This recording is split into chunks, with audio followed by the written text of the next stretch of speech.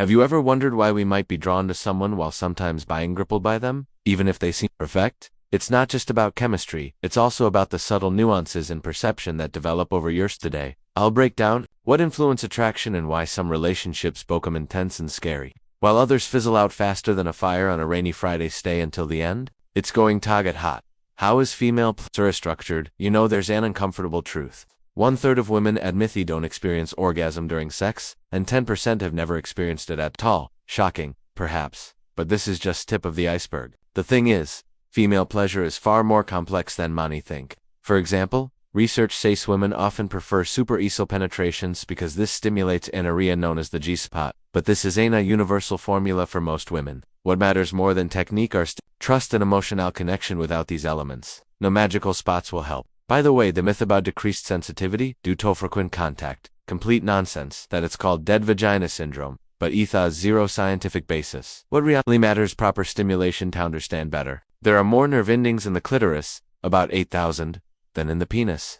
Yet only 25% of women can achieve orgasm from vaginal penetration alone. So, if something's off with your partner's satisfaction, start with their head. Not their body. Fantasies and desires matter, too. But did you know conversations can be rousing? Sharing fantasies, improves connection within couples, and warms things up just as well as foreplay. However, here too, there are nuances. For instance, over 95% of women name their necks among their most sensitive areas. Yet only 1% can orgasm solely through nipple stimulation, and some don't respond to G-spot stimulation at all. Now, pay attention. The average female orgasm lasts 13 to 15 seconds. And yes, women can experience squirting.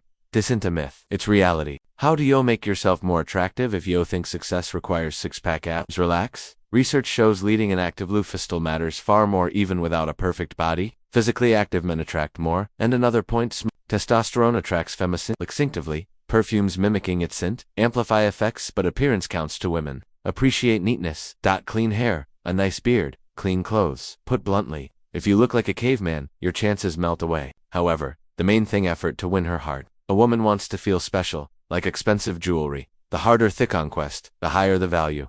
Sexual fantasies versus reality fantasies are separate stories. Sometimes they reflect real life, sometimes not. Introducing role-playing or discussing desires. That's what keeps things want us to go out for dinner tomorrow. That's great, Beck, as you're being direct. But if she replies that she can't or would prefer another day, your response should be flexible and understanding. Like, sure, I understand, how about Saturday instead? This way, you show that while you know what you want, you also respect her preferences. You need to be firm, but not stubborn. There's a big difference. A woman will appreciate that you read assessive and clear about what you want. But if you come off as inflexible or unwilling to consider her desires or needs, you may quickly appear self-centered or arrogant, qualities that are not attractive. Importantly, using "you want" isn't just about you. It also creates an opportunity for her to express what she wants. When you're honest and clear, you give her the space to be the same. This helps build a relationship based on mutual respect and open communication. But the most important thing to keep in mind is your tone. It's not just about what you say, but how you say it. Your tone of voice and attitude are key to making these words effective. You don't want to sound authoritarian or as if you're giving orders. The key is to keep your tone kind and respectful, showing that you have confidence, but are also open to what she has to say. Now that you understand how to use these two powerful words, it's time to put them into practice. This is where you'll really start to notice how such a small change can have a huge impact on how you and relative women and even your overall. So, here's my challenge for you. Starting today, use the phrase "you want" 5 times a day for the next week. It doesn't matter if it's in big situations or small ones. The important thing is to start building that confidence. Use it with women, friends, or just in your daily life. When you start saying "I want," you'll notice a thing interesting. People will start treating differently. You'll see how they respect you more, feel more attracted to you, and perceive you as someone who knows what they want. We've reached the end of this video, but before you go, I want to give you an important reminder. Don't just stick to theory. Take action and put into practice what you've learned today. Knowing the secret is useless if you didn't apply it in your daily life. Comment below how you plan to house.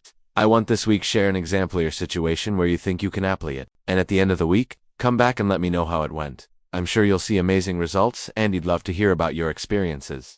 I hope this video has been helpful. Myth-free end. If you'd like to hear more tips, comment on this video with the phrase, "I am the best version of myself," for women. And if you're looking to level up in life, don't forget to show some love by hitting the like button and subscribing. It helps support the channel and enables me to create more content for you. Feel free to leave your thoughts or comments below. Express yours freely, and remember to keep a positive attitude. See you next time.